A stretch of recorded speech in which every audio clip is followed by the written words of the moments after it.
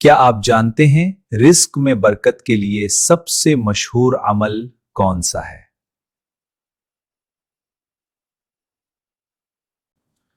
بسم اللہ الرحمن الرحیم۔ اذا وقعت الواقعہ لیس لوقعتها کاذبہ خافضۃ رافعہ اذا رجت الارض رجا۔ حضرت عبداللہ بن مسعود رضی اللہ عنہ سے منقول ہے کہ جو شخص روزانہ رات کو سورۃ الواقع کی تلاوت کرتا ہے اسے فقر اور محتاجی سے بچا لیا جاتا ہے۔